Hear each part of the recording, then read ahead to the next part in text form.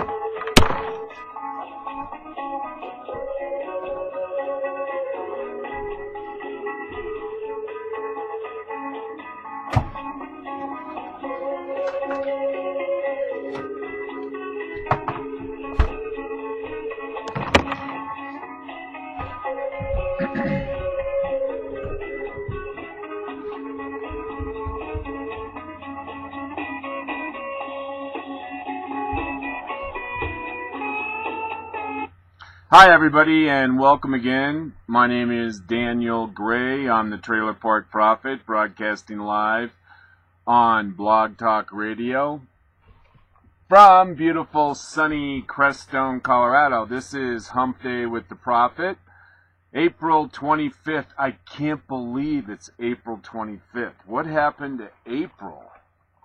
I'm just amazed. I was doing my show prep and I looked down at the calendar to write down on my show list what the date was, and I saw 25 and I was just overwhelmed. At any rate, a lot to talk about. I want to first go to this story, and let's see. No, that's not the story I want to go to, but it's reported now that there is a possibility, or at least there's some saber rattling being done from the Ukraine. And I have a story here today. I got this from Drudge. We want to look at this first, I think. And it's saying that the Ukraine is warning that the world may be involved in the next world war.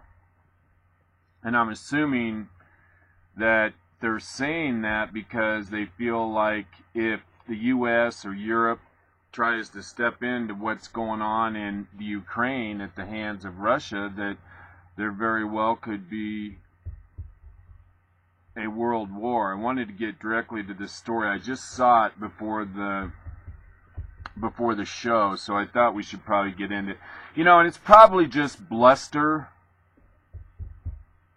saber rattling by the Russian officials in the Ukraine. We got to be careful not to add too much weight to such bellicose kind of speech, particularly from politicians involved in a war. But this story is coming from Landing Pages So Good. No, it's coming from the Telegraph, and I believe that's out of the UK, Britain. And this is from yesterday, and it says, here's part of it too: Ukrainian helicopter hit by grenade taking off. The Ukraine helicopter has been crippled in a grenade attack as OSC monitors are feared missing in volatile east. Now, the OSCE are probably UN monitors watching what's going on in Ukraine. In case you were just born yesterday, Russia invaded the Ukraine, one of the old Soviet Union satellite states, and the USA had vowed to the Ukrainian people if they got rid of their army, got rid of their nuclear arms, that the U.S. would protect them in the event of a USSR, or rather a Russian invasion. And, by all practical purposes, it looks like the Ukraine now is invaded by Russia. and the U.S. is doing nothing and not adhering to their promise that they made to the Ukraine. And this story here is by Damien McElroy. And it says, following the incident, there were fears that the situation had taken a sinister turn when Germany said it feared a group of military observers operating in eastern Ukraine had gone missing. Officials said they could not contact the delegates from the Organization for Security Cooperation in Europe, making sure there's no atrocities, or if there are atrocities, to be able to catalog them. The Ukrainian military helicopter exploded at the base. So it was a Ukrainian military helicopter exploded at the base near the eastern town of Krasnoyarsk on Friday after being hit by a rocket-propelled grenade, officials in Kiev said, which is a lucky shot, by the way. The helicopter was hit in the fuel tank and exploded, which is another lucky hit or target on that helicopter. I mean, it's really lucky to hit a helicopter with the rocket-propelled grenade, much less hit the gas tank. The copter was on the ground, okay, so that makes it a lot easier when it was targeted, and that the pilot managed to escape, but it sustained injuries. Journalist describes capture of militants. Development came as the West moved closer to imposing a new round of sanctions on Russia. Oh, and Angela Merkel, the German chancellor, said Russia had not moved to implement the Geneva Accord that was sealed last week to defuse the crisis. President Obama called his European counterparts to discuss the measures, and the German leader said EU ministers would meet next week to adopt the new package. Okay, here's the big quote. Arnsley Yatsenyuk, Ukraine's prime minister, accused Russia of wanting to start a third world war and called for an international help against Russia's aggression after it emerged that Russian troops were on exercises less than a mile from the border. So there you have it, the big quote and all that. But it just seems like things are kind of heating up over there. And here's a quote from our ambassador to the United Nations, or our Secretary of State, John Kerry, talking about how the U.S. intends to react to Russia. All right, John Kerry, let's hear what you got to say. We got a little bit of an advertisement here. We got to kind of suffer through it for another 2 or 3 seconds. All right, here we go. John Kerry, let's hear what you got to say about Russia invading Ukraine. 7 days, 2 opposite responses, and one truth that cannot be ignored. The world will remain united for Ukraine. So I will say it again. The window to change course is closing. President Putin and Russia face a choice. If Russia chooses the path of de-escalation, the international community, all of us, will welcome it. If Russia does not, the world will make sure that the costs for Russia will only grow. And as President Obama reiterated earlier today, we are ready to act. Another red line. Russia continues to fund, coordinate, and fuel a heavily armed separatist movement in Donetsk. Meanwhile, Russian leaders are making increasingly outrageous claims to justify their action. That the CIA invented the internet in order to control the world, or that the forces occupying buildings, armed to the teeth, wearing brand new matching uniforms and moving in disciplined military formation, are merely local activists seeking to exercise their legitimate rights. That is absurd, and there is no other word to describe it. Even as we were preparing to meet in Geneva, we know that the Russian intelligence services were involved in organizing local pro-Russian militias. We've been saying that for weeks. Leading up to the Geneva meetings, separatists seized at least 29 buildings. This is one more example of how Russia is stoking the very instability that they say they want to quell. Russia has instead chosen an illegitimate course of armed violence to try and achieve with the barrel of a gun and the force of a mob what couldn't be achieved any other way. They tried to create enough chaos in the East to delay or delegitimize the elections, or to force Ukraine to accept a federalism that gives Russia control over its domestic and foreign policies, or even force Ukraine to overreact and create an excuse for military intervention. This is a full-throated effort to actively sabotage the democratic process through gross external intimidation. Wow, man, that's the toughest talk we've heard from Secretary of State John Kerry. His tone, his demeanor, his affect, all are that of a very certain man who is espousing the very certain foreign policy that the Obama administration intends to execute in regards to Russia invading Ukraine. And remember, John Kerry laid down the red line again. There will be consequences if Russia does not abide by the recent Geneva agreements. So this is kind of interesting. I thought this was going to de-escalate, but now it looks like it's going to escalate. And I think probably it was the policy of the Obama administration, or at least the strategy, to hope that this thing kind of just drifted away, and it isn't. And now we see a brand new Obama administration policy. You know, the old saying, don't switch horses in the middle of the stream. Well, it looks like the Obama administration is doing that. Okay, hey, I found a little deal here, video by Charles Krauthammer, and he's weighing in on how he perceives what's going on with the Obama administration and their policy towards the Russian invasion of the Ukraine. And let's see if we got a video. We'll listen to this.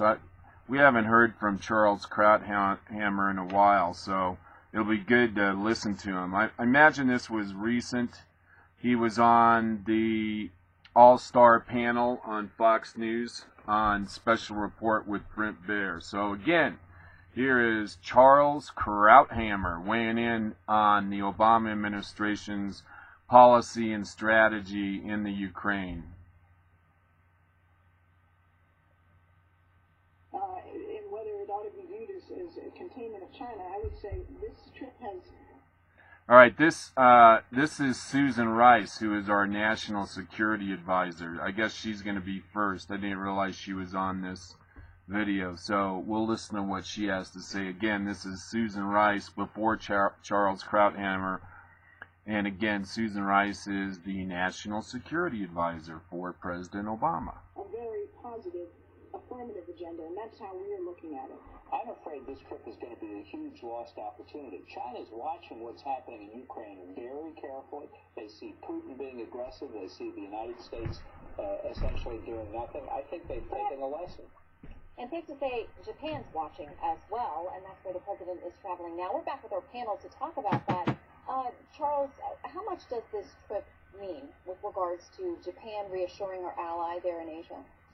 I think it's a very important trip, particularly because of the weakness Obama has shown vis-a-vis Russia on Ukraine. Is simply being dismembered as America did. There's really nothing, particularly after what Obama did with Syria. Look, he's going to Asia. The main issue is that the Chinese are claiming in the East China Sea islands that Japan has claimed, and it's claiming islands in the South China Sea that the Philippines have claimed. And he's going to go around and tell them, we're going to stand with you. But what does that mean, given the president's actions? We just heard today the announcement that they're going to be sending American troops to the Baltics and to Poland, which many of us have been clamoring for months. It turns out that we're sending to Poland 150 troops. I'm totally know they're going to be commanded by Peter Sellers. I mean, 150 troops up against 100,000 Russians is not exactly a deterrent. Now, it's clear that we have to have a physical presence in Eastern Europe and in the Baltics to have some deterrent effect. Every time the administration does something in the right direction, it does it in a way so minimal as to be laughable. Just one more example. Biden announced $50 million of aid to Ukraine. That can't get you a duplex apartment in Manhattan. And there were 40 million Ukrainians that wouldn't really fit in less than a duplex apartment. It is really, I mean, $50 million, it's almost a joke. They have to show some seriousness, and the Asians are looking at this, and they are very worried. And there you go. That was last night on Special Report, and I have to kind of pat myself on the back. I was talking about this on Monday. Kind of interesting. I'm a little ahead of the curve. I mean, I know I only have a plastic crystal ball, but I can tell you, I can see things before they happen. That's why I'm the Trailer Park Prophet. But, I mean, exactly, this is so true. And I've been talking about this for the last 6 years of the Obama administration. And that is that people from other countries, their governments watch every move the American president makes. And they use that within their calculus as to how they're going to deal with that particular president. And you can believe that the Chinese understand that President Obama draws red lines, like we talked about a few moments ago, and he doesn't keep them. So China is calculating, well, then why don't we go ahead and grab up all these islands that are disputed between China and the Philippines? Because the calculus demonstrates that President Obama is nothing more than a straw soldier. His deeds don't match his words. And what a perfect time to take land. I mean, that's what's going on in the Ukraine right now. And think about it. That's what Al-Qaeda is doing right now in Libya and in Syria.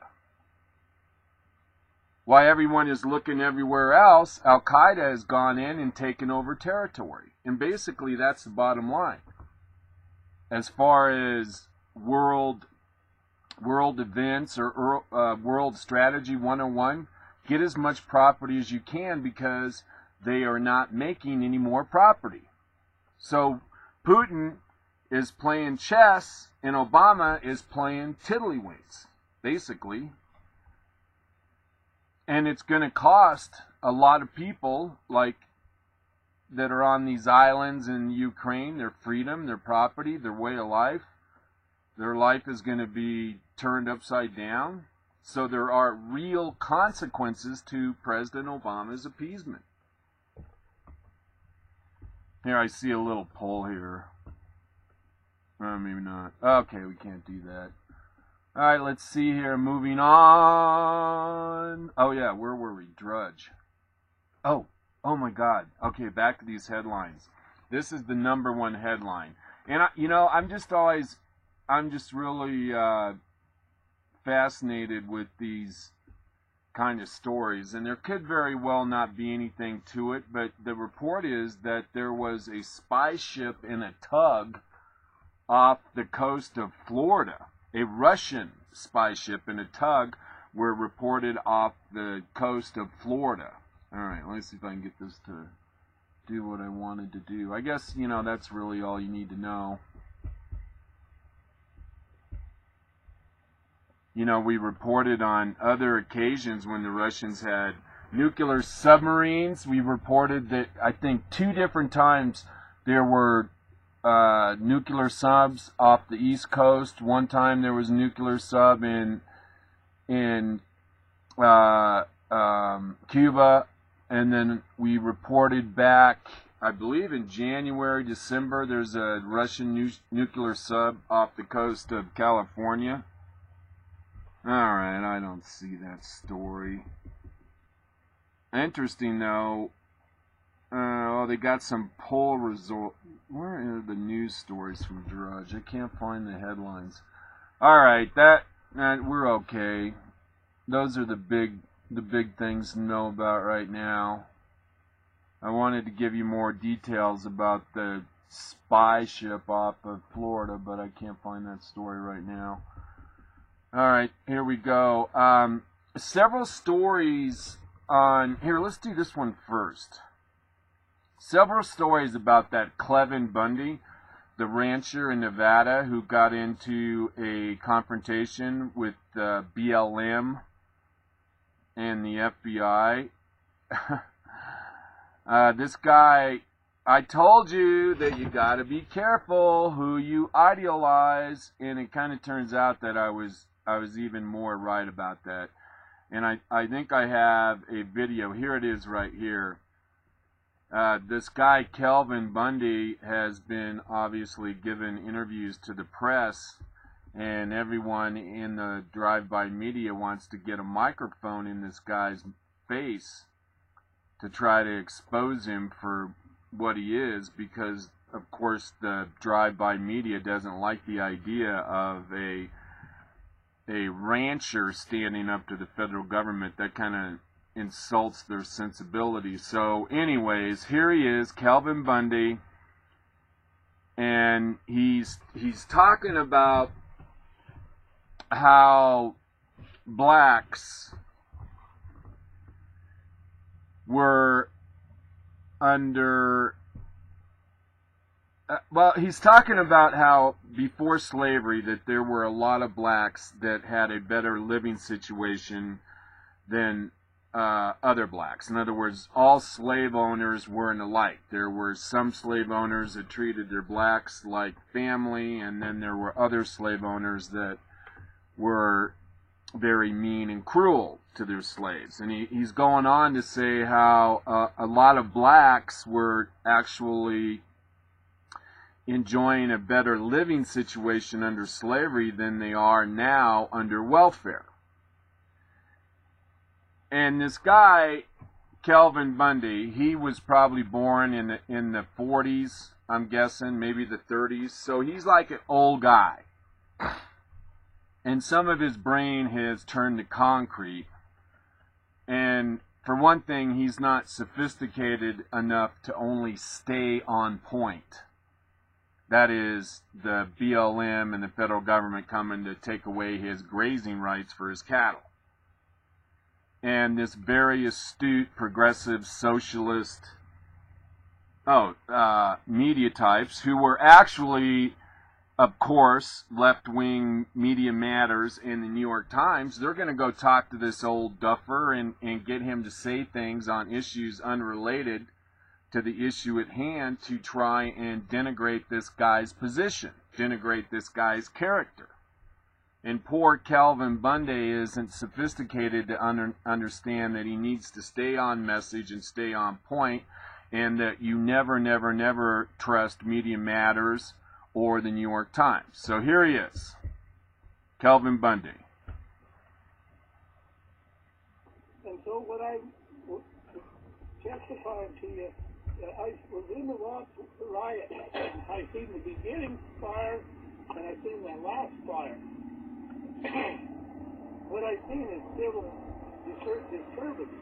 People are not happy. People are thinking they don't have their freedoms, they don't have these things, and they didn't have them. Alright, I don't think that's the YouTube I want. This is the YouTube I want. It's the same YouTube, but it gets right to Clevin Bundy's racist remarks. Alright, Calvin, take it away.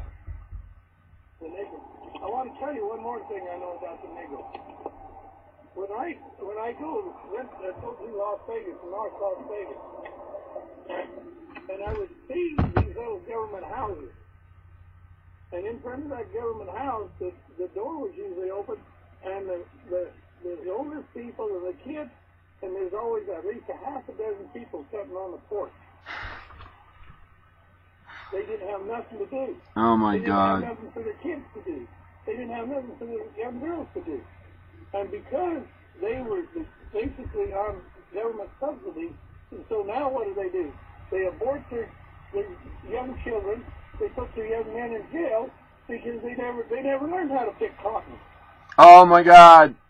And I've often wondered, are they better off as slaves, picking cotton, having family life and doing things, or are they better off under government subsidy? Oh my God. Yeah, they did get no more freedom. They got less freedom. They had less family life, and their happiness, you can see in their faces, they weren't happy sitting on that concrete sidewalk. Down there, they were probably growing their turnips. So that's all government. That's not freedom. Oh my God, what an idiot. What an idiot. What an idiot.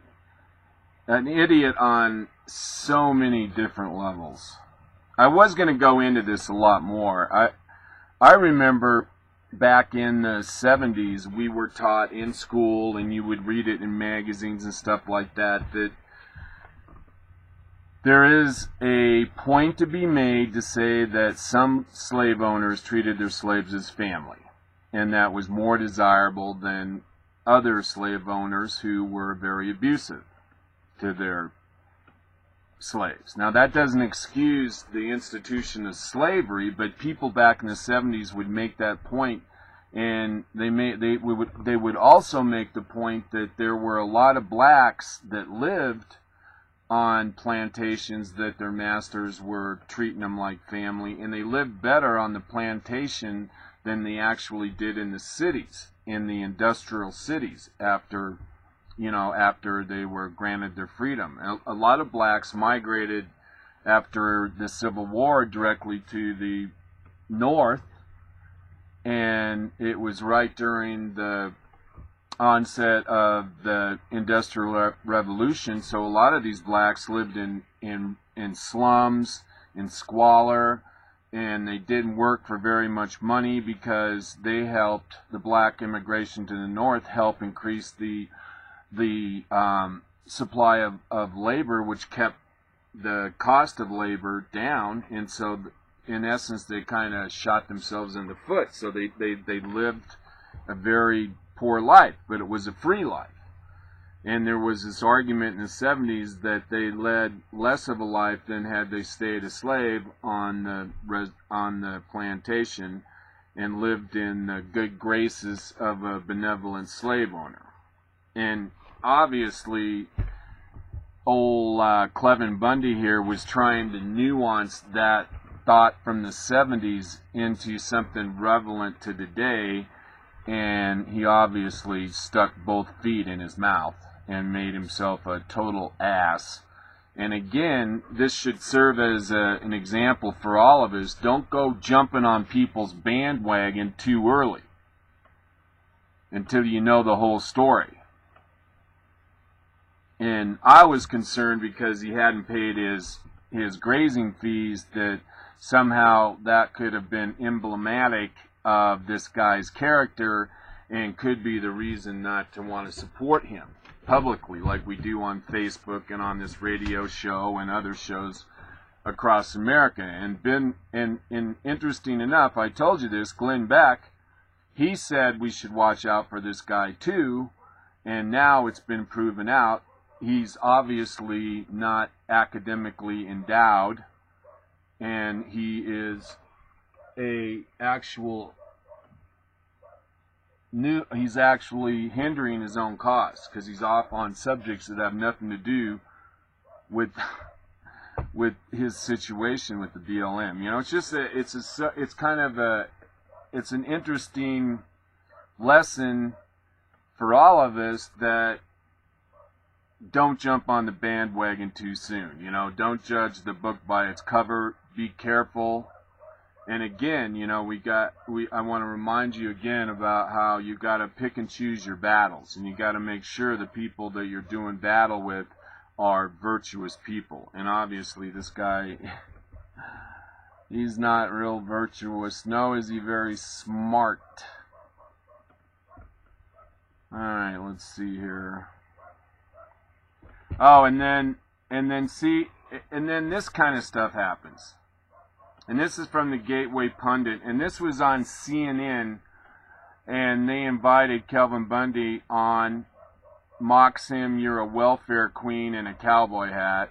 And, you know, this is just how CNN and liberals are sometimes. You know, they have to be visceral, they have to do character assassination. And let's see here. And here's Calvin Bundy denying that he is a welfare queen. Now, this reporter for CNN, Bill Ware, says here's where the irony really gets thick.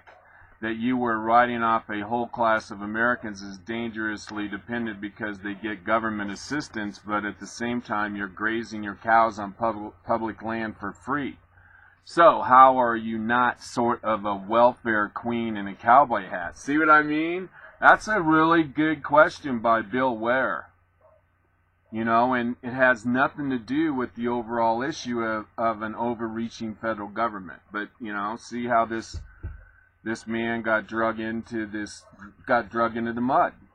And here he is answering that question from Bill Ware. All right. Here's where the irony really gets thick, is that you are writing off a whole class of people, African Americans, as sort of dangerously dependent because they get government assistance. At the same time, you're grazing your cows on public land for free. So how are you not sort of a welfare queen in a cowboy hat? Well, you know, I might be a welfare queen, but I'll tell you, I'm producing something for America and using a resource that nobody else can use, would use, or could use, and I'm putting red meat on your table, and they know, well, maybe I'm not doing enough, but I'm trying. Hey, I love a burger. I love a good filet, but there are 16,000 other ranchers in Nevada who pay grazing fees. Aren't you mooching off of them? Well, I'll tell you, there's 16,000 people not very happy, and there's 16,000 people have signed contracts with the United States government. They should be thinking about sovereignty of the state of Nevada and signing contracts with their county government, not the United States. I can tell them that much. But this land has been federal since we got it from Mexico in 1848. The grazing laws have been in the books since 1934. I know your family's been there a long time, but you own a little bit, and we own the rest.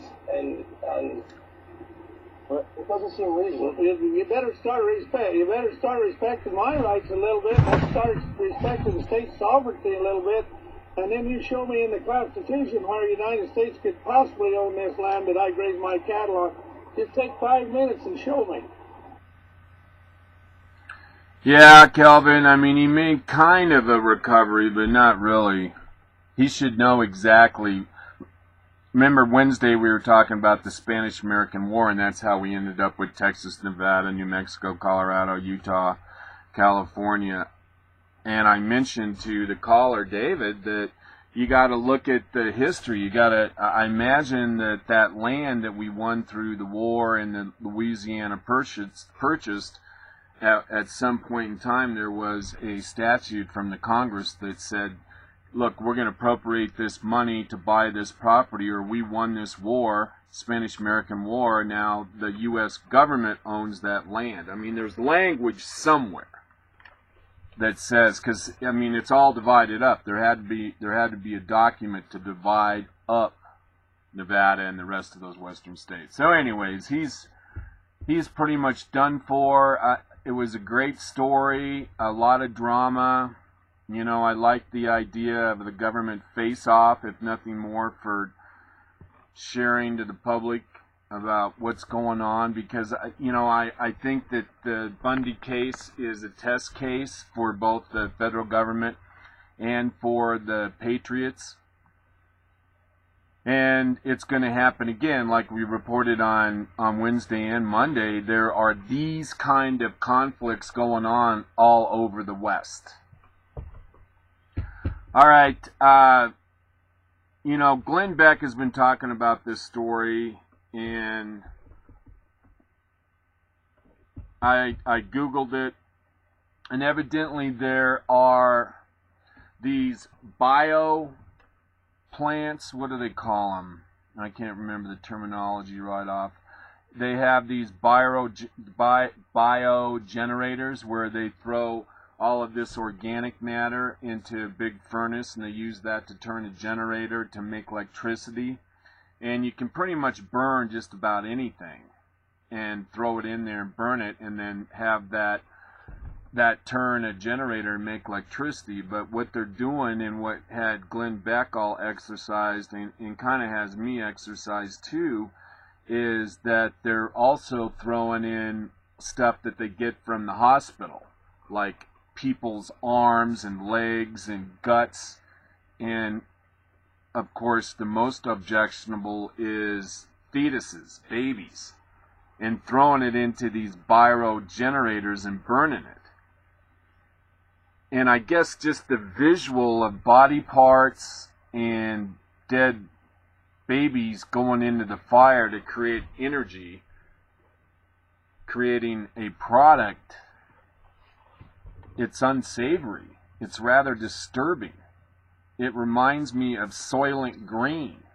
Remember, that was that Charlton Heston movie where in the future where the government was taking dead bodies and putting them and cooking them and turning them into what they were calling Soylent Green and feeding it to the people. And at the end of the movie, you might remember that Charlton Heston's character said, "Soylent Green is people!" And in essence, we're right on the threshold of that. At least I feel that we are. And I actually feel it's inappropriate for us to benefit from the burning of dead bodies of humans, dead bodies and parts of humans. Just somehow I think that there's a moral disconnect. And I think that we should treat these body parts and dead babies as something more than yard refuge or trash or garbage. Because trash and garbage goes into these biro furnaces too. It just seems like this human stuff should be dealt with in a more humane, civilized, respectful manner. Recognizing that these parts and pieces and dead babies are human. And I just find it somewhat barbarous that we don't treat our fellow human beings, even though they're dead, in a more respectful manner. And I ask myself, well, what is this about? I mean, is this just part of the desensitization of the American people and of society? Because this is going on in Europe. It's going on in England. We have a story, I'll mention, that this is going on in Oregon and or Washington State. But I think it says as a society that human life is not that valuable. It devalues human life in a way that I think is part of the grand design, so as in the future we'll be able to accept more and more of this kind of behavior, headed towards the direction of eubonics. Now, is it eubonics? Where, you know, the society brains or the political actor class can pretty much decide who lives and who dies.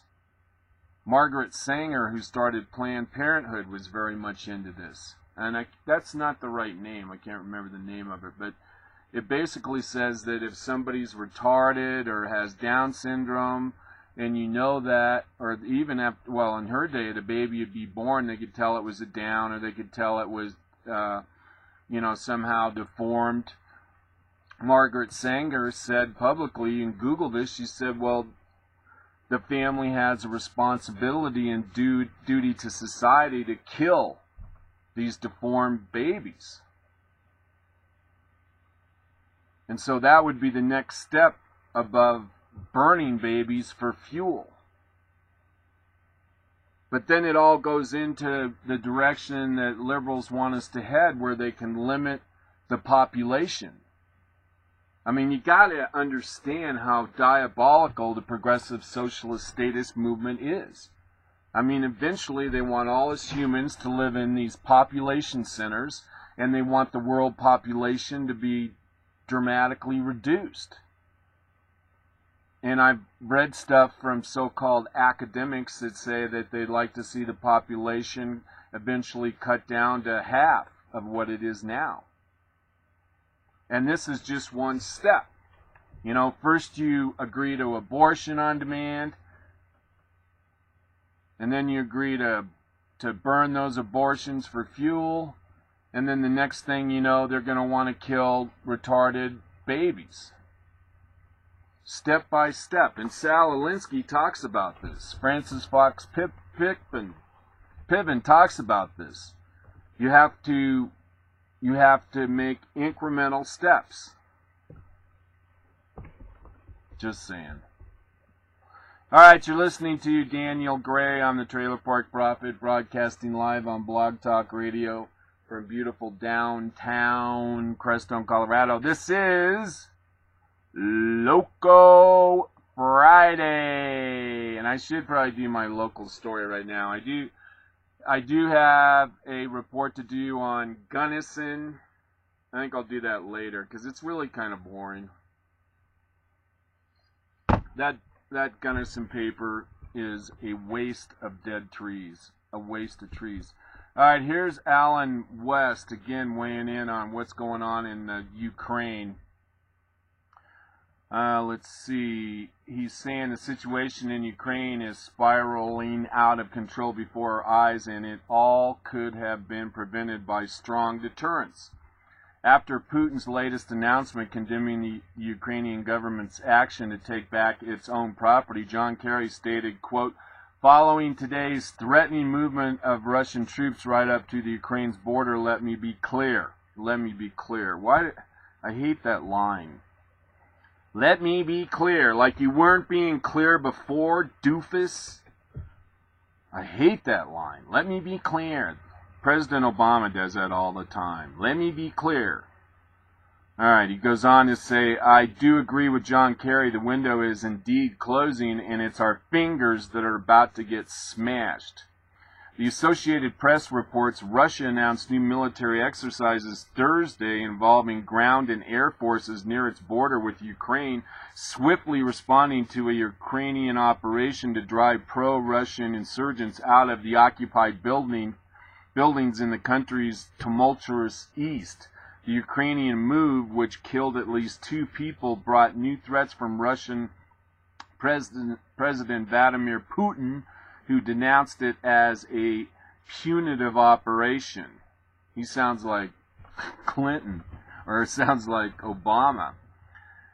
It seems that a new Ukrainian military offensive has resulted in the deaths of now 5 pro-Russian insurgents. Quote, if the Russian government is using the army against its own people, this is clearly a grave crime, Putin said. Let's see, Putin's statement and the announcement of new military maneuvers sharpen anxiety over the prospect of a Russian incursion into Ukraine, you think?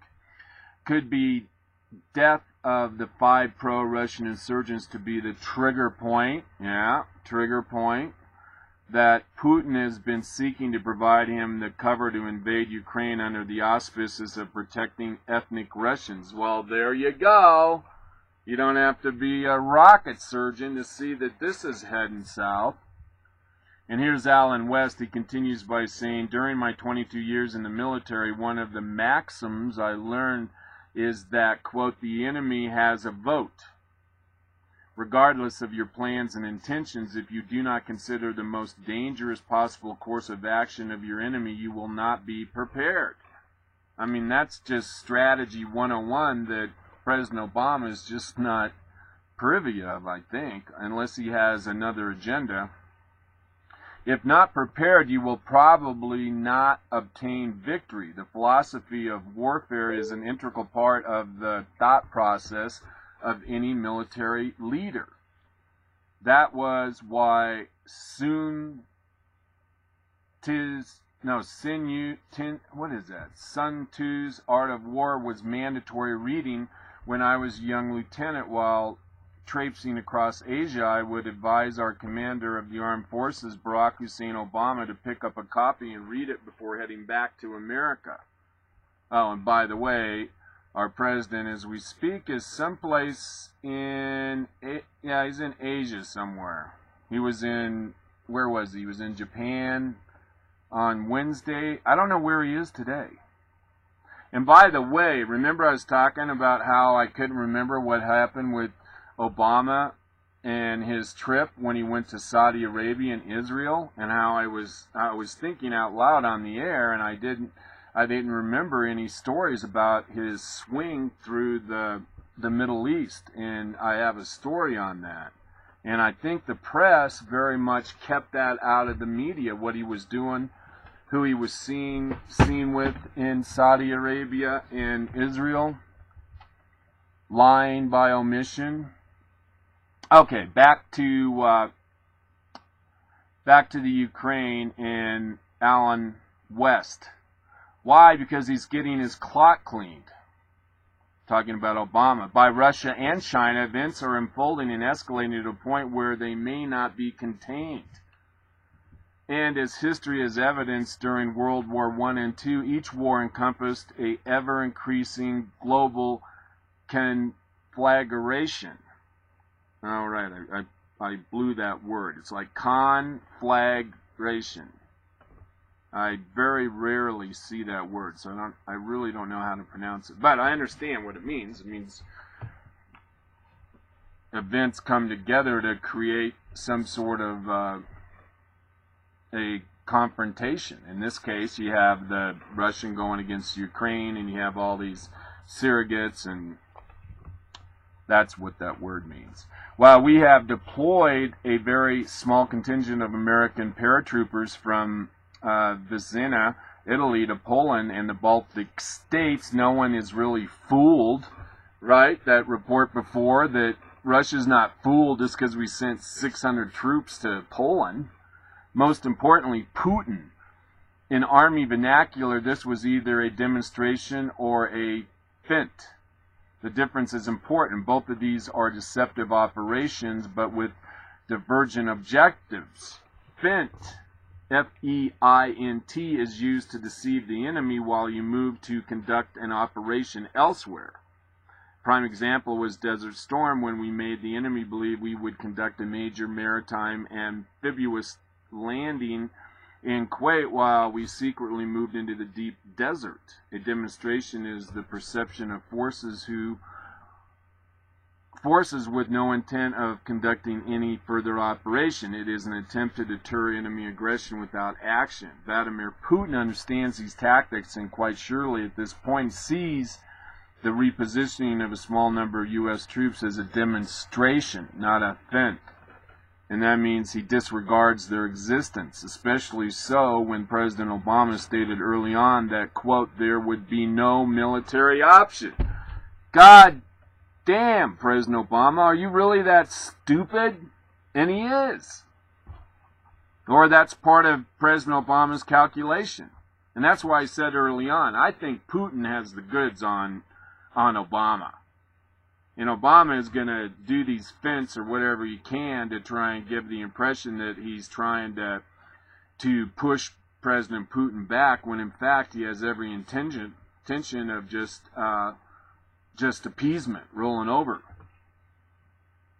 I ask you, who has the upper hand in this situation? This seems to be a pesky little problem for President Obama. Perhaps Jimmy Fallon's comic caricatures on The Tonight Show, such as the Obama Putin Dr. Phil skit, are now setting well or not setting well with the thin-skinned Obama, who is being portrayed as more of a bystander to global events than an influencer. If Obama continues his role in this crisis as a bystander in chief, we could see a repeat of the 1930s.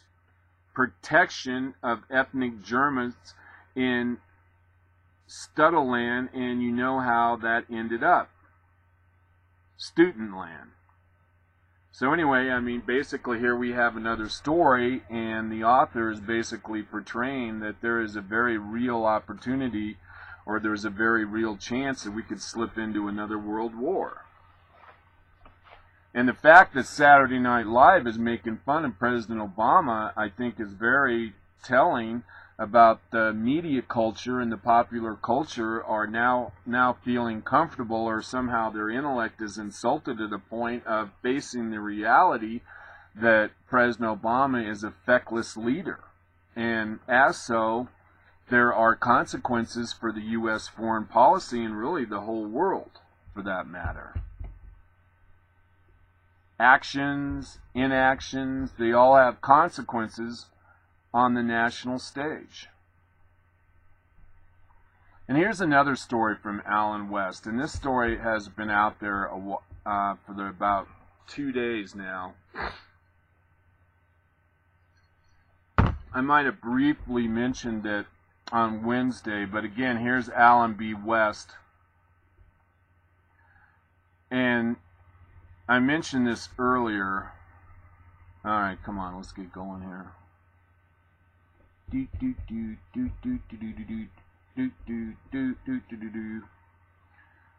Says we recently reported that employees in some VA hospitals shredded records of veterans in order to lessen the claims processing workload, but the latest revelation is simply a concern. Isn't simply a concern, it's incredibly disturbing. And I think we might actually have a Fox News video, but basically what's going on here, and the first story came out of Arizona, and now there's also stories around from Washington State and other places, but basically what's going on here is that the VA hospital officials are actually participating in death panels by refusing service or delaying service for dying veterans, and they're winding up dying because of the lack of availability of treatment. So it's sort of a backdoor, well, it's not really backdoor, I was going to say, it's kind of like a backdoor death panel, but this is how death panels work. And when the government gets in control of our healthcare system and they want to try and alleviate some costs, the first thing that they're going to do is alleviate service. And when they decide to alleviate service, they're going to put together some sort of a gradient selection program, and the people that need the most health care, which are the elderly, they're going to cut that health care.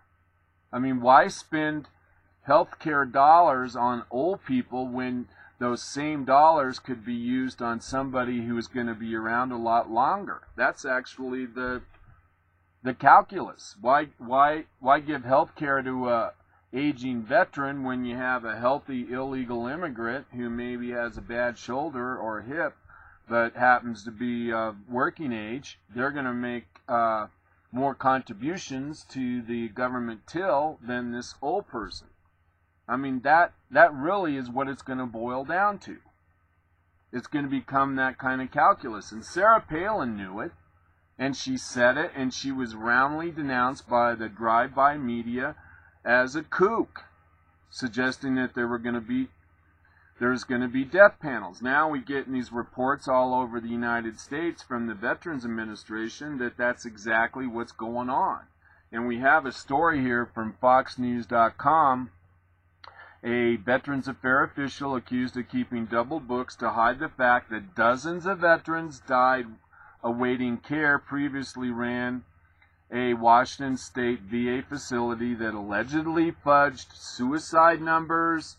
The VA official Sharon Hellman, director of the Phoenix Veteran Affairs Healthcare System, is accused with other management officials of keeping a fake waiting list that made it appear sick veterans were being treated in a timely manner while hiding the real list that showed up to 1,606 veterans were waiting months to see a physician. That's a death panel, man. You know, it's kind of the same thing that the media does all the time, that how the media lies by omission. You know, it's still lying. And this implementation of the Veterans Administration or forbidding veterans to have access to health care, all that is a nuanced death panel. Just like lying by omission is nuanced lying. Now, we might have a video here. Yeah, we do. This is from Fox News. And let's give a listen here. I believe this woman is an official with the Veterans Administration.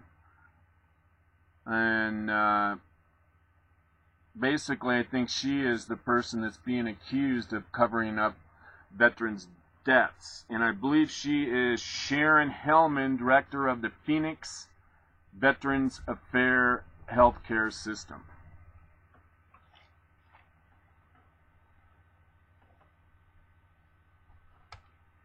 All right, Sharon, we're waiting for you to come on to the Trailer Park Prophet show. Which, by the way, while I wait for this to post, I want to remind you that we offer a foreign dating service. It's called the Trailer Park Prophet Love Connection, and it's a dating service that's been out there for, I don't know, about 20, 30 years, and it's been reported on by CNN News, ABC, NBC, New York Times, you name it. All of them have reported on the Trailer Park Prophet Love Connection.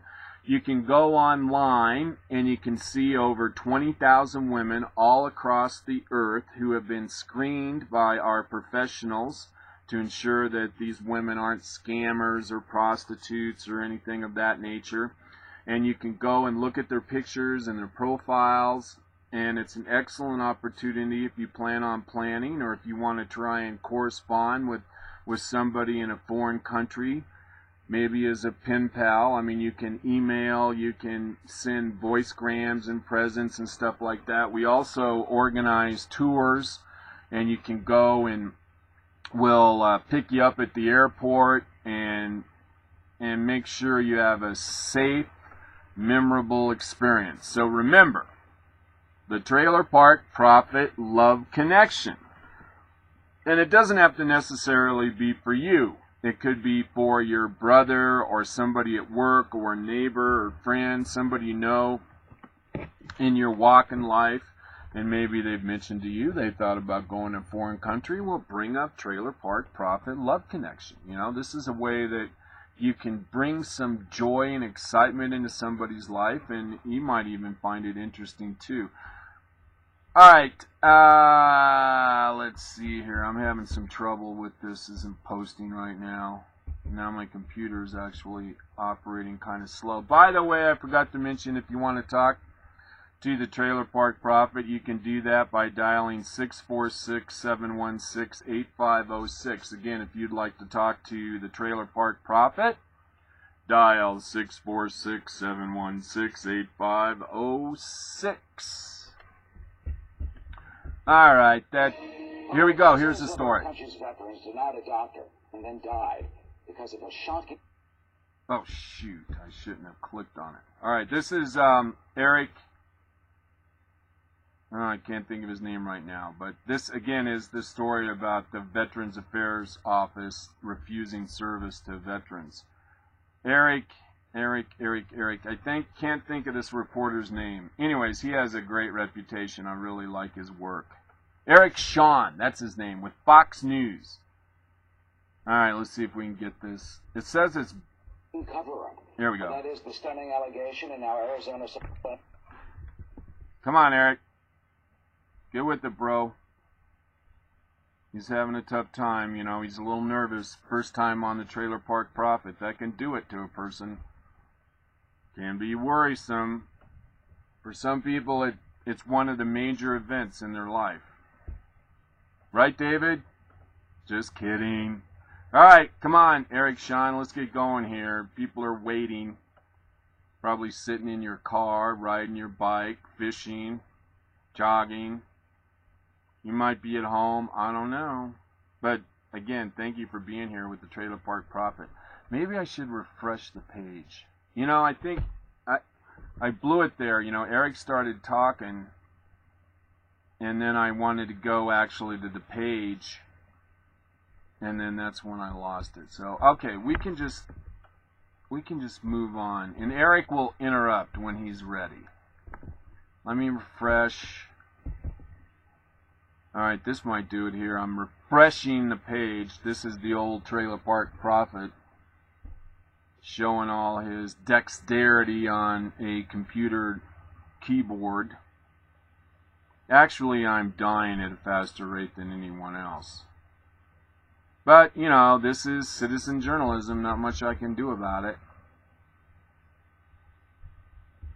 I guess I could... Alright, hang on. This just might work. One more time here. Thank you for your patience. I know I'm not worthy. Alright, that should post before long, and we could probably just move on to the next story, and we'll be interrupted by Eric Glade. Or Eric, whatever his name is. Alright, computer, let's get going. Next story. Alright, I guess I need to take down some of these tabs. Alright,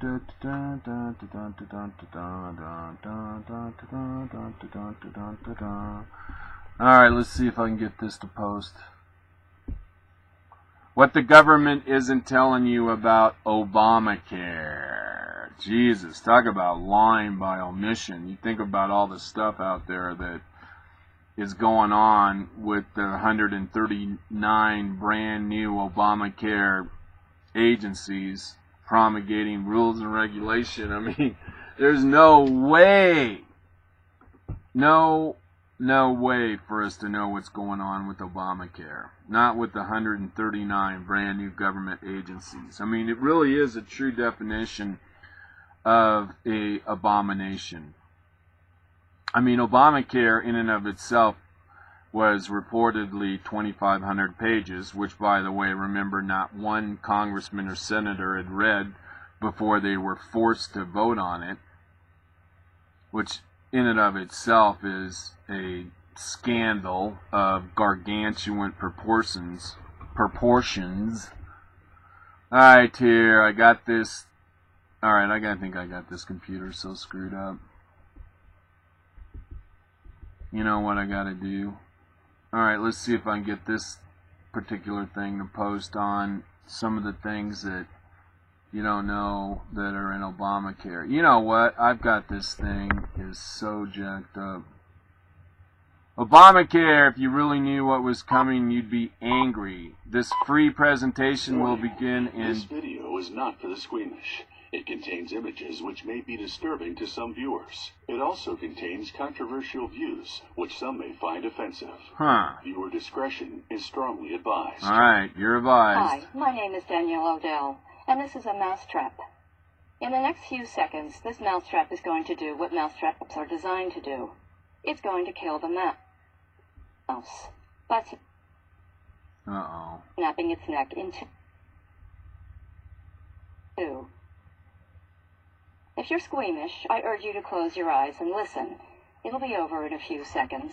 And please remember, it's just an animation. I realize this is an unpleasant thing to watch, but I wouldn't show it to you unless I needed to make an important point. A point about you, about the coming catastrophe called Obamacare, and about the vital choice you have to make. The choice is simply this. You can either get mad about Obamacare, or you can get rich from it. The decision is totally up to you. Well, you see, it's up to me. You're done. I'm sorry. I thought that was something other than what it really was. Alright, I'm still trying to get that CNN thing to go on. I gotta close some of these tabs. My computer's running really slow, so thanks for being patient with the prophet. Oh, let me get into this. Oh, we talked about the Ukrainian helicopter that took fire. Alright, we did that story. Come on, computer. Alright, this is really frustrating. Alright, I gotta refresh again. Alright, what else is on my list? I mean, this is where the men separate from the poor. So why I work on this computer, I have the ability to actually talk about other stories that I wanted to talk about. And this one here I was thinking about. We were talking about marijuana on Wednesday, and of course I live in Colorado.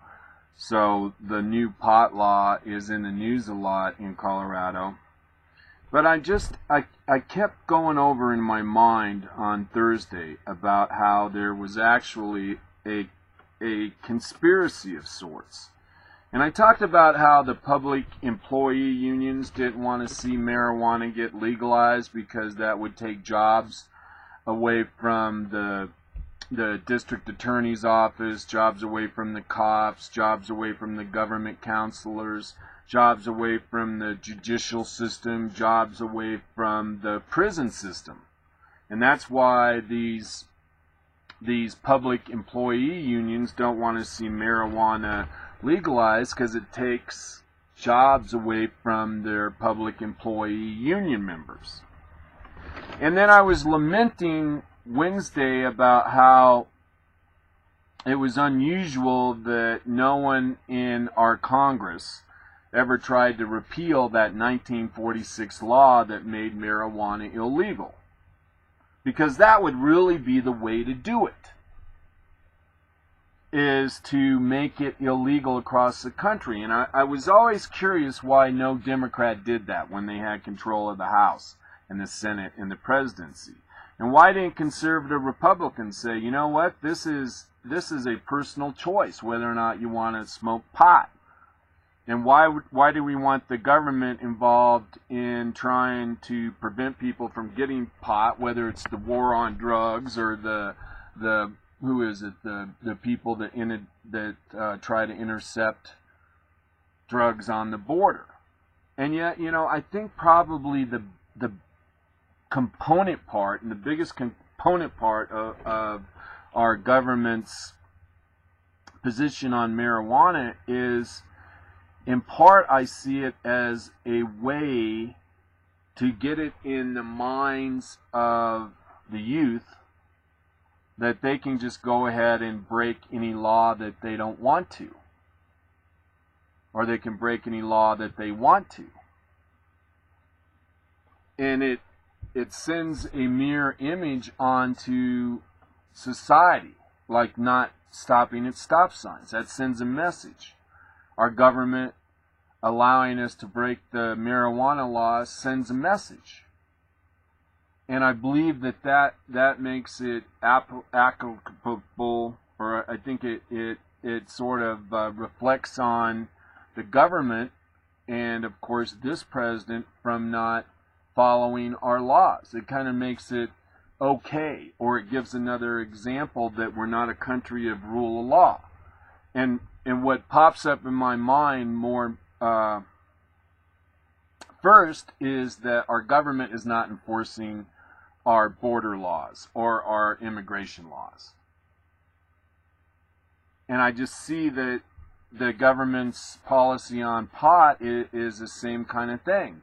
Just desensitizing the public to, well, sometimes we follow the law, sometimes we don't, because, sometimes you follow the law, sometimes we don't. But it makes not following the law, it makes it acceptable. It makes it acceptable. And that acceptance is deferred upon other issues. And I think most importantly is our immigration laws. Our immigration system isn't broke. Our government is broke. We don't have a drug problem. What we have is a government who's trying to enforce a prohibition on drugs, which costs us a lot of money. We have to either get it from the taxpayers or we have to borrow it from the Chinese or ourselves. But it creates this whole cesspool of people who are not adhering to the concept of rule of law.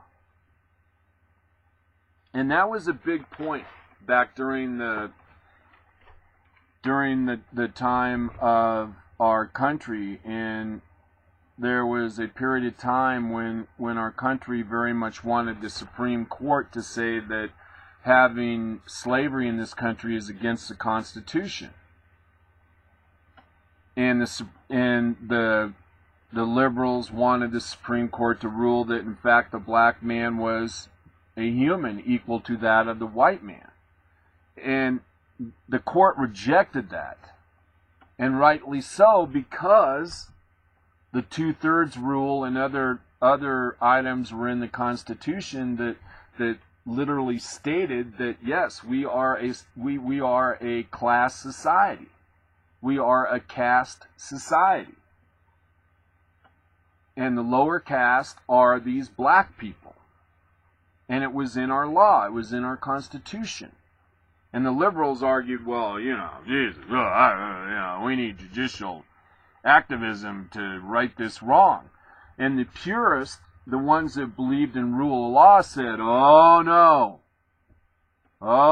we all share this scourge on our Constitution.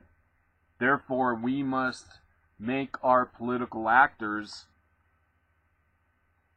change the law. That's the only way that's acceptable if we're going to maintain our standing as a constitutional republic who adheres to rule of law, not rule of man.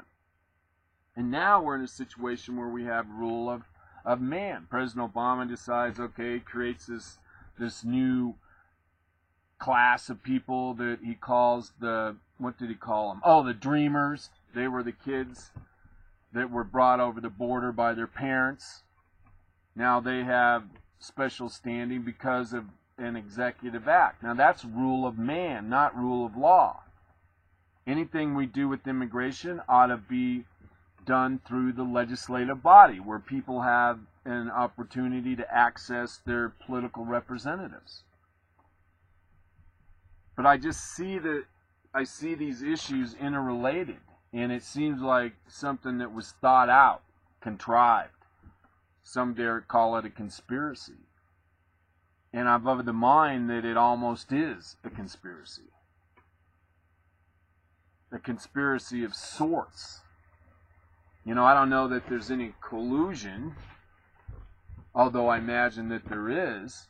I think it's more like a cesspool where everyone is drinking out of the same dirty water. It's probably more like it. Sounds like something that came from a faculty lounge room at any one of our public universities or colleges. All right. We're not going to hear Sharon Hellman. Alright, maybe if I kill some of these tabs I can get on with the show. Otherwise I can go ahead and talk about... I got enough here. I can talk off the cuff.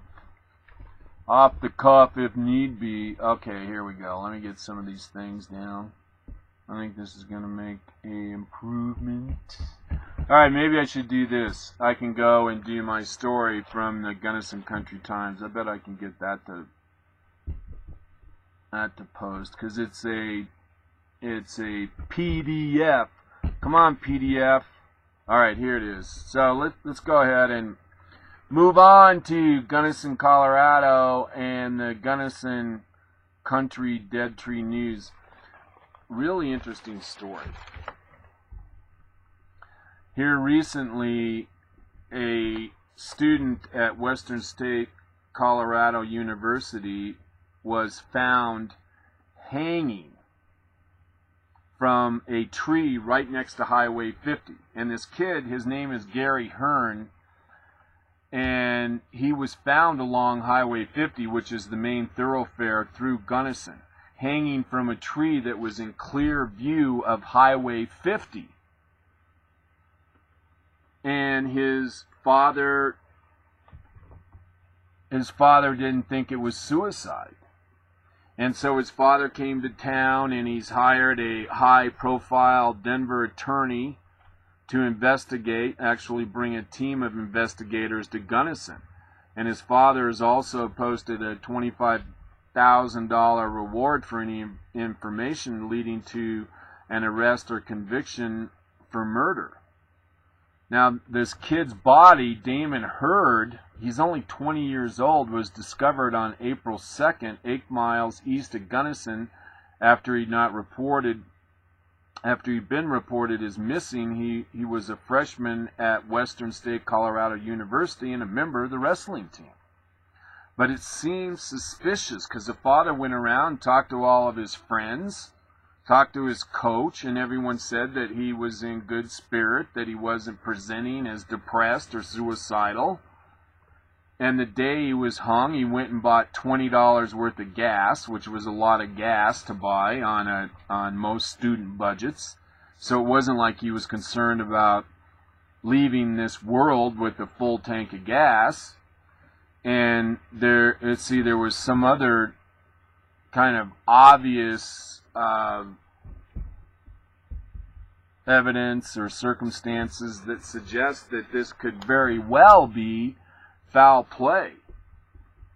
And the Gunnison Police Department has rushed to judgment in trying to say that this case is actually suicide and they want to move on. Well, the father, Gary Hurd, doesn't want to move on. And I have a little more information on this later on while we continue to talk about the Gunnison Country Dead Tree News, as I like to call it. Let's see. Actually, there's not much in here. There was a couple things. I mean, there's 2 people accused of murder in Gunnison, a town of 6,000. This woman is accused in the death of a child. She's 39. It doesn't say how old the child was, but, I mean, there's 2 prosecutions going on for murder. Let's see, I don't want to trouble you with that story.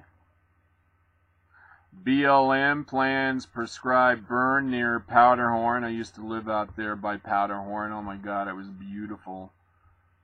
But it's kind of interesting, you know, the BLM's out there doing all these prescribed burns. And, you know, like it says here, you know, doing these burns, they do increase the air pollution, ironically. But the government is dead set on doing these prescribed burns. And there's a big discussion in the so-called green community about whether or not it's a wise thing to do or not.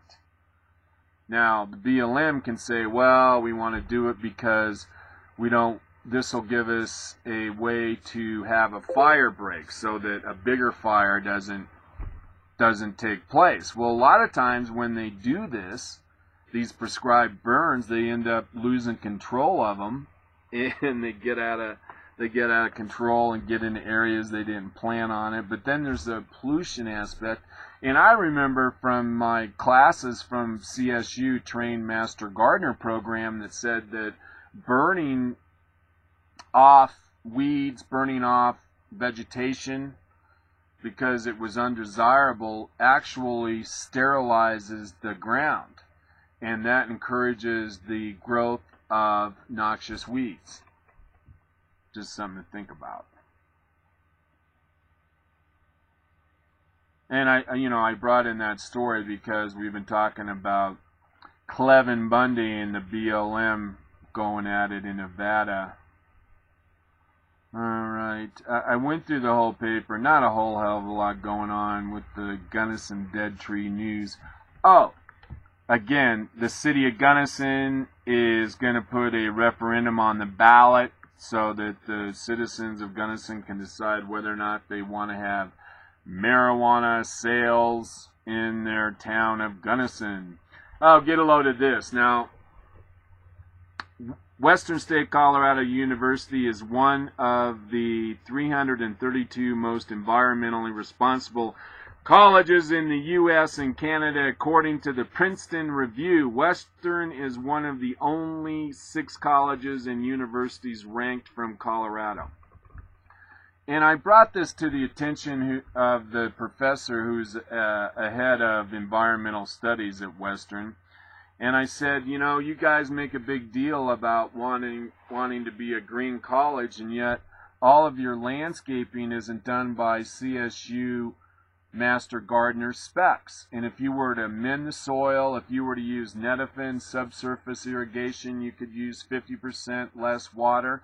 And I just pointed out that it's rather ironic that right underneath your own nose, you don't practice the best scientific technology available, and yet you're using this class to project your authority onto others to be more earth-friendly. And the irony, I thought, was obvious and glaring, but, you know, this professor, who is a really wonderful guy by every other account, just couldn't seem to get that through his head, you know. But again, you know, this is all, you know, it was just like that Native American said on Wednesday, that environmentalists are more about creating more government, that the environmentalists are funded by the government. They're a arm's length government advocacy group.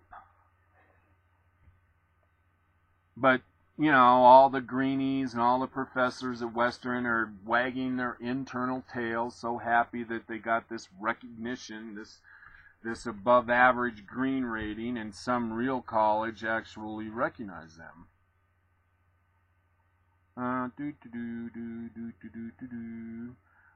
Story about aging asphalt. And, I didn't go into that. Okay, back to this herd story. I think there's one more quote I wanted to share with you about this kid. He put in $25 worth of gas in his vehicle just before disappearing. Around the same time, he made a date to meet with the girl the next day. And the branch from which Damien appeared to have hung himself, Hurd said, is in plain view of Highway 50. And the father believes that someone would have seen his boy's body in the days leading up to the discovery. Recent national media attention has raised the question among some of whether a murder may have been on the loose in Gunnison. And of course, like I said, the Gunnison authorities are saying there's absolutely zero evidence or any indication that it could be the case that this was actually a murder. But my God, he's hanging on a tree right next to the highway into town. I mean, why would this Damien do such a thing? Why would he want everyone to know in town and on the road that he was so disgruntled with life that he hung himself in a very public manner? And there would have to be some sort of a suicide note, because if you're gonna suicide yourself in such a public manner, it seems like you would have a very big axe to grind, which means there would be a suicide note. And I read this whole article, no mention of a suicide note. And he suspects that it had something to do with the disagreement that his son had with a couple other gentlemen, and it was all over a woman.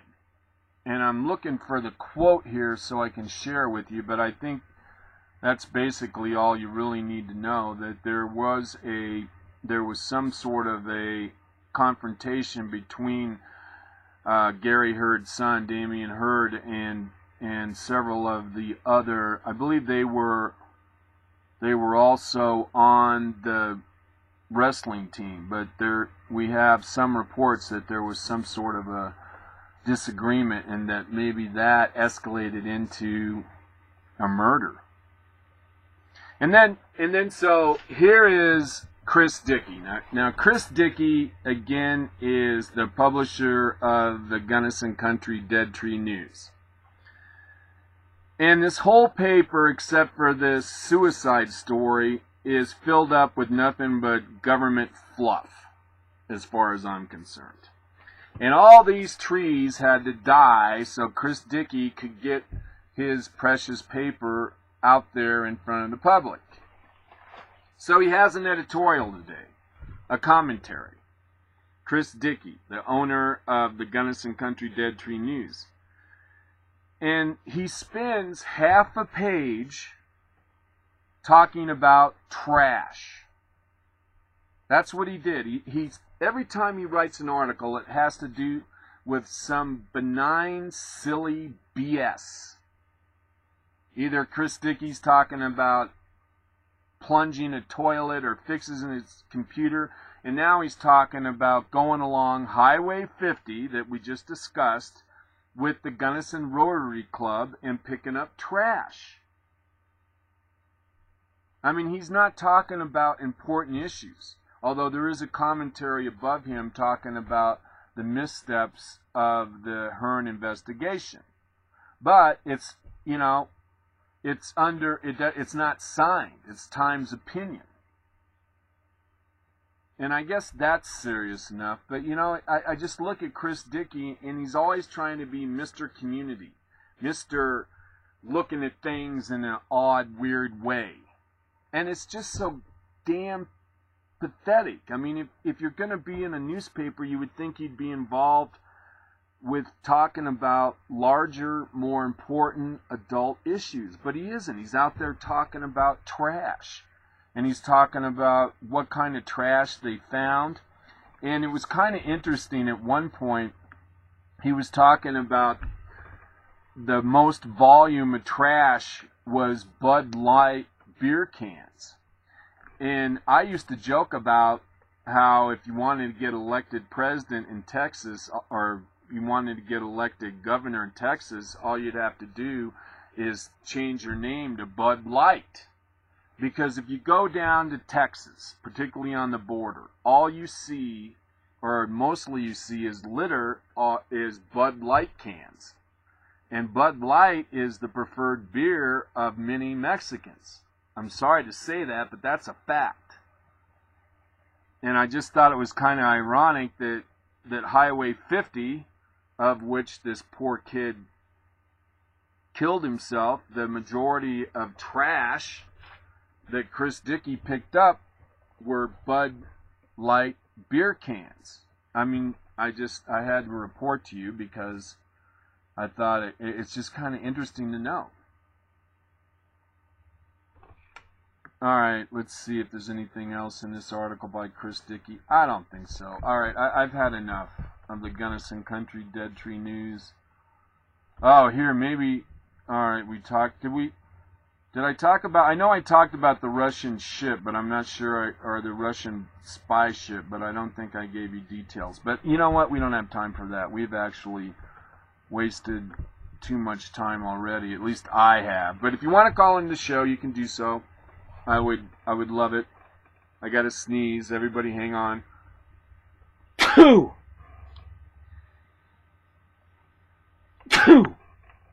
Oh my gosh, I always sneeze in twos. I don't know why, but I do.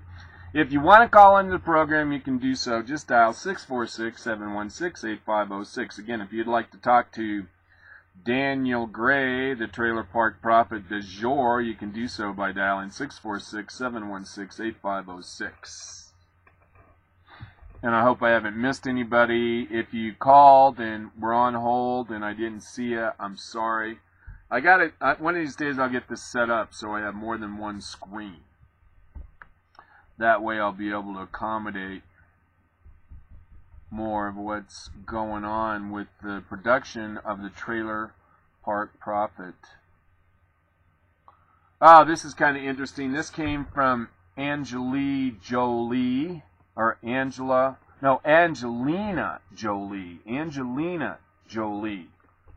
She said, I bought original real guns of the type we used in Tomb Raider for security. Brad and I are not against having a gun in the house, and we do have one, and yes, I'd be able to use it if I had to. If anybody comes into my home and tries to hurt my kids, I have no problem shooting them.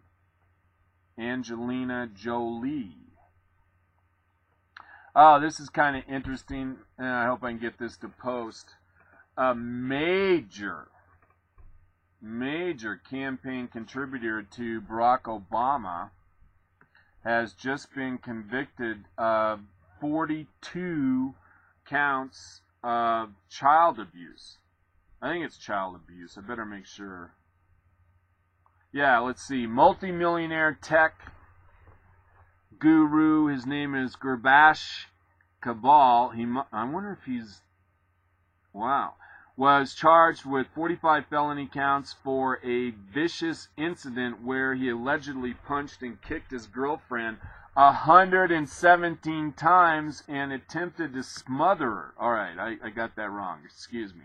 After a judge ruled the video footage taken from Kahal's bedroom inadmissible in court, Kahal's girlfriend withdrew the testimony. He pleaded guilty to 2 charges, one of domestic violence, battery, and one of just battery. His punishment was a mere 24 hours of community service, 3 years of probation, and a 52-hour education course in domestic violence. Now, this guy is a huge contributor to the Obama administration, according to the Daily Mail reports. Kahal is a prominent donor to Democratic causes and has visited the White House on 2 occasions since 2011 and has met personally with President Obama. According to Open Secrets, the California-based girlfriend beater has given over $108,000 to Democratic campaigns and causes since 2011. For the 2012 campaign, he gave a whopping $61,600 to the fundraising arm of the Democratic National Committee. But I don't see here... God, but I mean, kicked her 100. Oh, get a load of this. Kahal made his millions through online advertising startups and is currently the CEO of Random One, a company that reportedly earns $100 million a year. He was once named one of America's most eligible bachelors and was systematically interviewed on Oprah Winfrey in 2008. Yeah. And I don't see anything here about Kabal's background. I wonder if he's Muslim. I don't know. It doesn't really change the story, although one's religion certainly provides a nuance to a story like this, which I feel is fair to bring into the discussion. Here's an interesting picture. There's a bus stop in Montreal that has swings instead of the regular bench. And picture here these old people on the swings waiting for the bus swinging. I mean, that's so cool. Oh, here, I got a little treat for you. And then we're going to have to go into some serious stuff. Now, I found this video. Now, this guy, I don't know where this man is from. He's obviously a dark African, and I imagine this is someplace in Africa. I guess it could be in the Caribbean. And he's playing this guitar with only 1 string. And I think you're going to be impressed.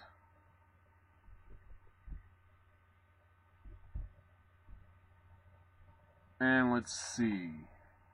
Yeah, here we go. This is Russia 1 string, the only 1 string guitarist right in and around the world. See? I am what I am. I am the day I am that I am. Explosive. Explosive. Hey. You know my name is Russia 1 string, you know. I've been to San Francisco, that's where I see my friend Pancho. He said, hey, 1 string, there's something I got to know, you know. I said, yeah. I'll be back on San Juan, ask where we go. We sing soul country song like this. Chicken in the corn, on the corn came home, mama. When chicken in the corn, on the corn came home.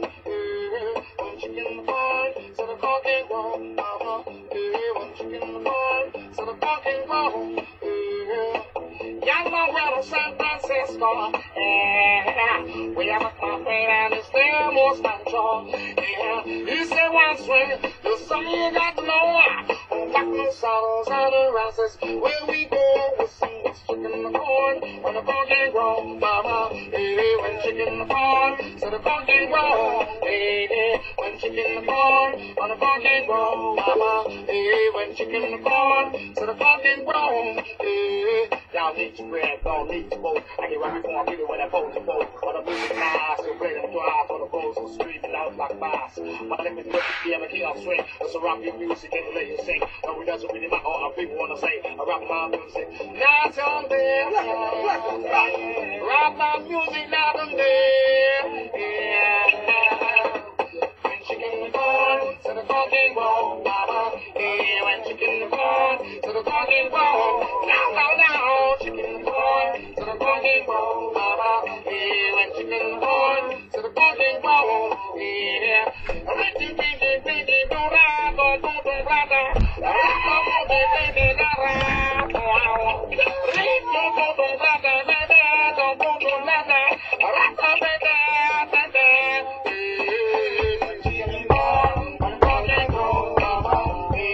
Chicken in the bill.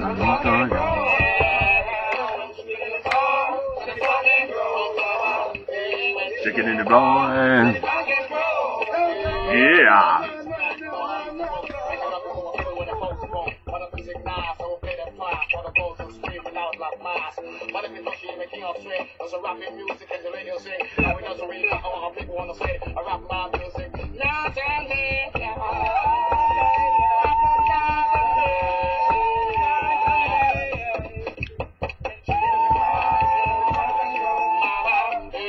Chicken in the door. Chicken in the door. Chicken in the door. Alright, I thought that would be kind of fun. And unfortunately, we got to move on to more more adult. And here we go. This is another story from Alan West, and it talks about the distribution of mosques in the USA, and California, Texas, Illinois, Florida, New York, and I believe the District of Columbia, Maryland, and Delaware all have over 100 mosques. And then it goes through state by state, which state has how many mosques. Like my home state of Colorado has between 10 and 24. And states like Wyoming, Utah, Nevada, Idaho, Montana, they have between 1 and 9 mosques.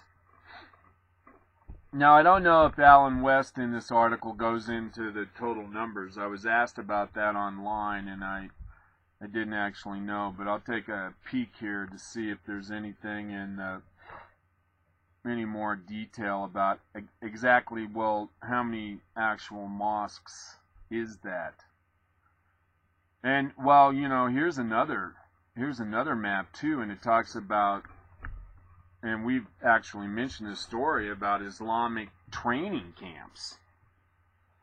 And they're all over California, Oregon, Washington, Texas, Missouri, Illinois, Indiana.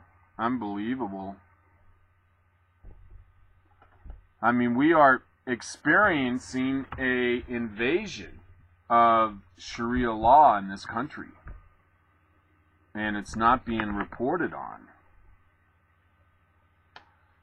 And I wrote here, I said, well, this story just fascinates me and it edifies me about the double standard of treatment given to progressive socialist status compared to Republicans, conservatives, and Christians, which convinces me that the progressive socialist status ideology and their anointed lust for control in the end always will trump the rights of minorities like women, girls, blacks, and gays.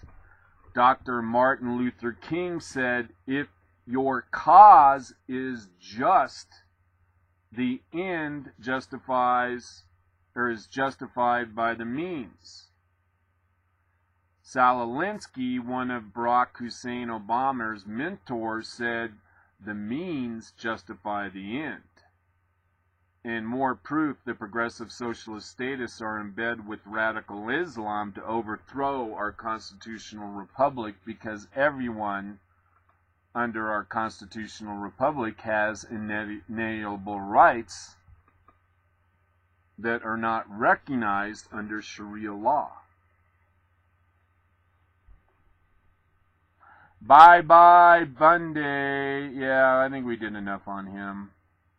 Oh, this is from the Denver Post. Gardner, who is a Republican running to take the U.S. Senate seat from the incumbent Mark Udall from Arizona, carpetbagger from Arizona. Mark Udall is now the current U.S. Senator from Colorado.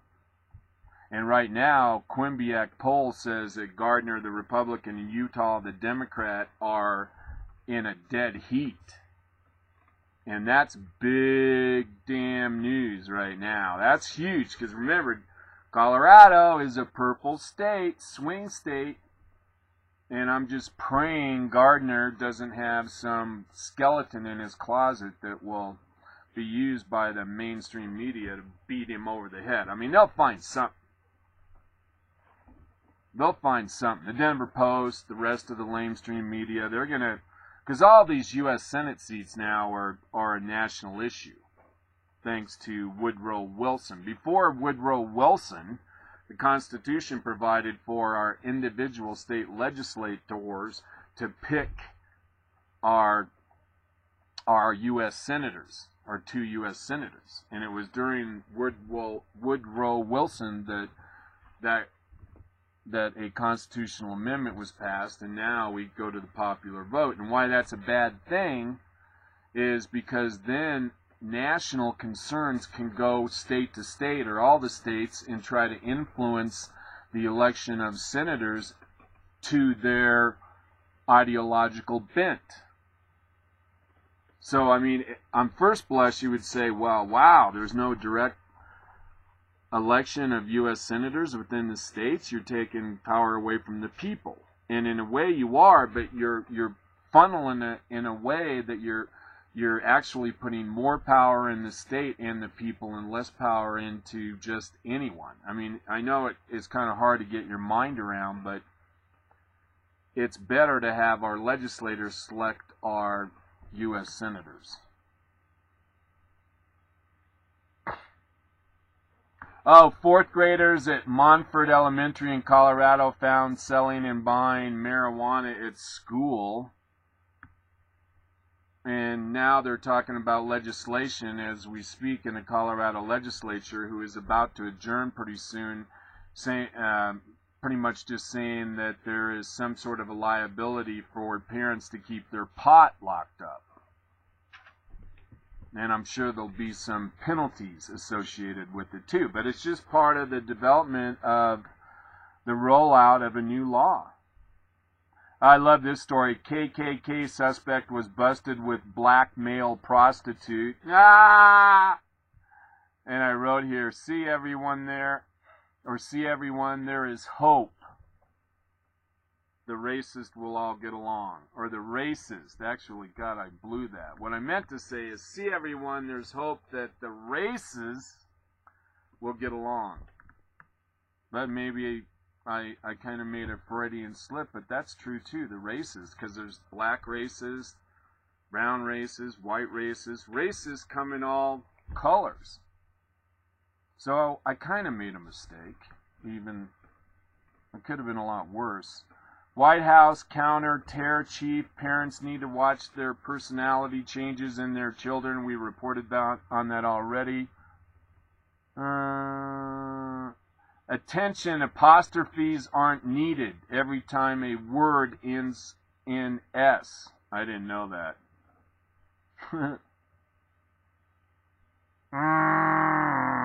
I got to do this one story. Okay, we only have about 16 minutes left. Oh, should I do this story? Oh no, I better not do that. Yeah.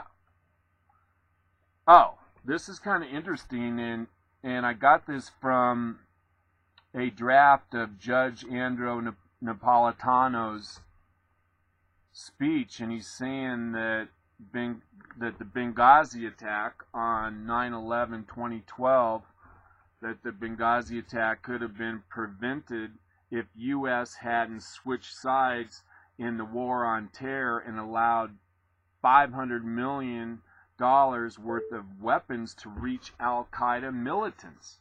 And this is according to a former CIA officer, Claire Lopez. Now, this is a huge story. And if I remember, I'll put this on the agenda to talk about this a little more on Monday and look into what Claire Lopez is trying to say here, a former CIA officer. But we talked about this a lot right after 9/11/2012, that Al-Qaeda was involved and that it was a gun-running operation. In fact, one of the Congress members actually asked then Secretary of State Hillary Clinton if what happened in Benghazi on 9/11/2012 was actually the result of a gun-running operation gone bad, and she just scoffed at it. Excuse me. Oh, here's an example of a real domestic terrorist, former Weather Underground terrorist, wife of Bill Ayers, and terrorist himself, a member of the Weather Underground. Bernadine Dorn has been nominated for judge for the First Circuit of Appeals Court. Now, this woman was involved with the Weather Underground and was actually involved in the operational activity to blow up federal buildings. I mean, this woman has been indicted and convicted of blowing up, well, wait, maybe she was indicted and not convicted. She may have been a co-conspirator. I got to get back into this story a little bit more, but, you know, if someone is a part of a terrorist act, actually blowing something up, I think that would preclude them from ever becoming a judge. I mean, all right, I don't want to go into it too much. I'll wear myself out. All right, I want to do this one story. I want to do that story too. Gosh, I wish we had more time. Oh, God, I want to do that video. I want to do that video. I want to do this story too. Oh, this is kind of interesting. We reported on this, that there was some pushback on having the First Lady, Michelle Obama, give the commencement speech at this high school in Kansas. And there were 1,500 kids that actually signed a petition saying they didn't want the First Lady there because she was going to politicize it to something she was pushing.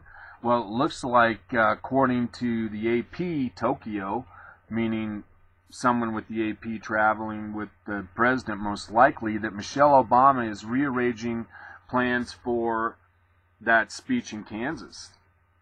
And I don't know if she's canceled or she's going to change the subject matter. Okay, this is, I better say this, headline from Red Flag News. Army goes to war with National Guard, seizes all Apache attack helicopters. Something we ought to look into. Oh, this is a big story too. I'm glad we got to this. Something huge has just happened and the mainstream media is ignoring it. So I'll give you a heads up. This was actually on the internet yesterday, but basically the story is saying that Michigan just signed on to allowing for a constitutional convention, and it provides in the Constitution that the states, if they get 30 of them to sign this piece of paper, that they can have or force a constitutional convention. So they would be able to discuss amendments to the Constitution that they all share an opinion on. But they could do all kinds of stuff. Like they could pass a constitutional amendment for term limits. Can you guys hang on a minute? I think somebody... All right, hang on. I'll be right there. Here, I'll give you something to listen to. Here's a video that one of the ones I really wanted to share with you. This is in talking about how America may be under a Arab Spring of our own, except they're calling it the Arab Winter, and how we ought to prepare ourselves. 1 year ago, Americans were shocked when Islamic terrorists launched another attack in America, setting off 2 bombs at the Boston Marathon, killing 3 and injuring more than 250 people. One author says that attack was just the latest in Islamic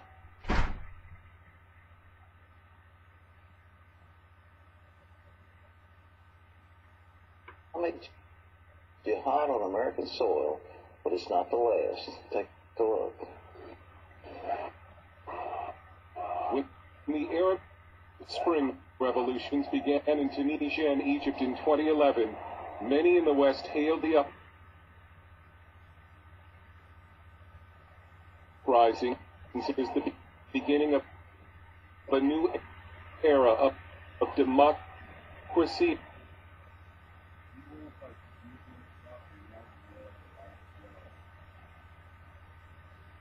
and pluralism in the Middle East.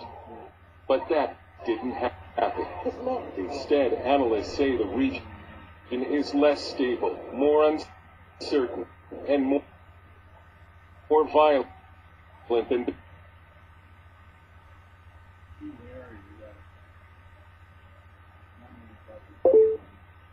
before. The new Arab Spring has ushered in a new and aggressive global resurgence of Islamic jihad. Bye. On the anniversary of the Boston Marathon bombing, author and Islam expert. All right, man. Sorry about that. I had an unexpected guest.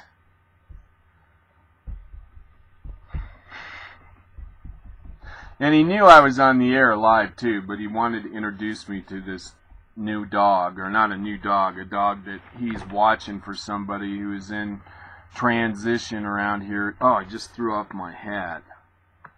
Alright, I got to get to this one story.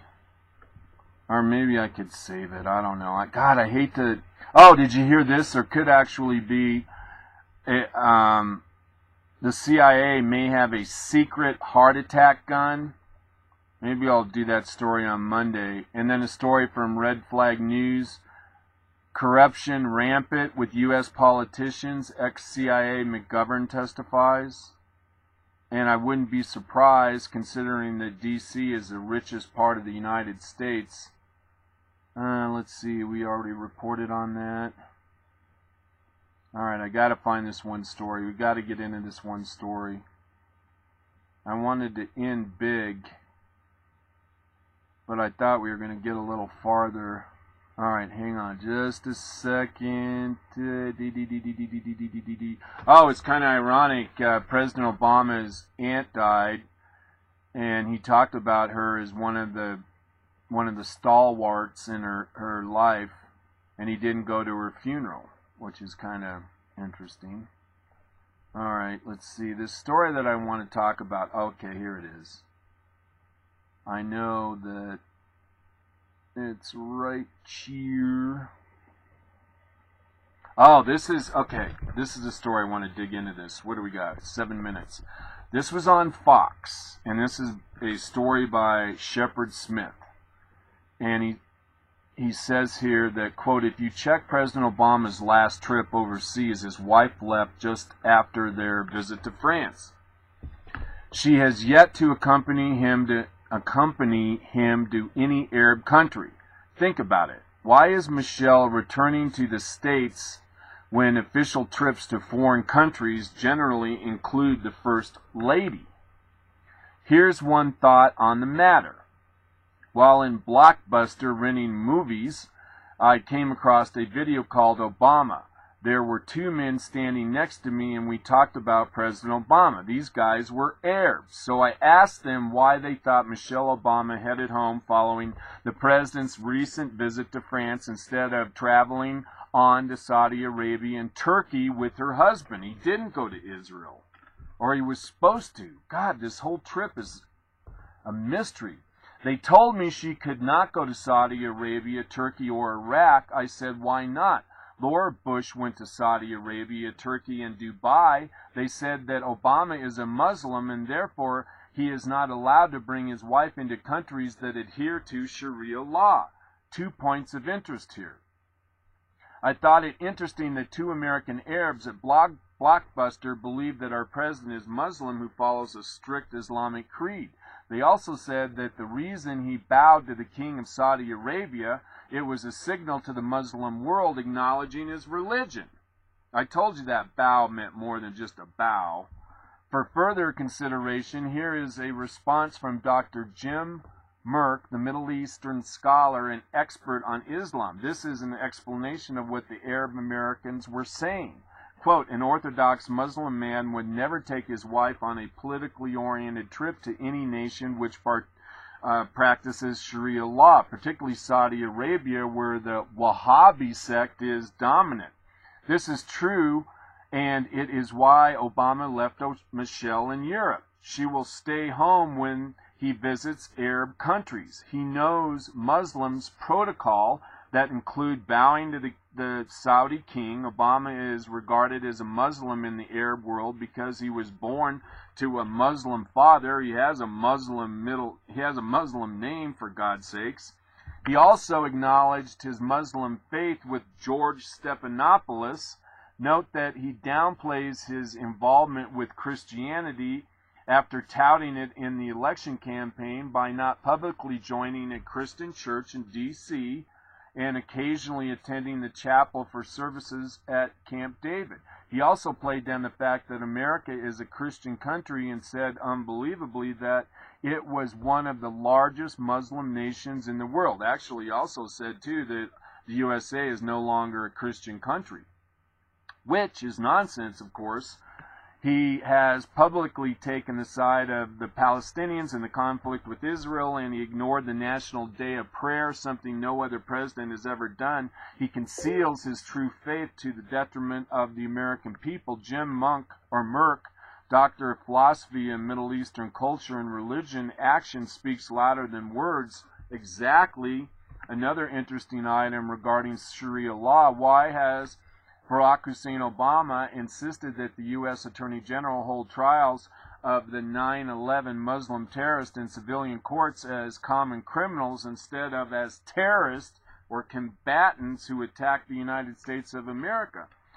If the Muslim terrorists are tried in military tribunals, convicted and sentenced to death by law, Barack Hussein Obama, as President of the United States, would be required to sign their death warrants. He would not be required to sign the death warrants if they were sentenced to death in a civilian court. Muslim jihadist Major Hassan slaughtered non-Muslim soldiers at Fort Hood, Texas, rather than go to Afghanistan and be part of anything that could lead to the deaths of his fellow Muslims. He stated that Muslims could not and should not kill fellow Muslims. Is the motive for Barack Hussein Obama's insistence on civilian trials to make sure he doesn't have to sign a death warrant for the Muslim terrorists? Why would he, as President of the United States, not sign the death warrants for Muslim terrorists who attacked the United States and murdered over 3,000 U.S. citizens on 9/11? Could it be that he is forbidden by his religion to authorize the executions of these Muslims? And I think it begs a legitimate question on how loyal our President, Barack Hussein Obama, really is. All right, everybody, drizzle, drazzle, drizzle, drone. Time for this prophet to have a few days off. Although I'll be watching and searching for the best stories to share with you on Monday, Sunday on Monday. Again, thanks a lot for being here. I appreciate it more than you could ever know. I hope you have a wonderful weekend. Hope all is well in body and mind.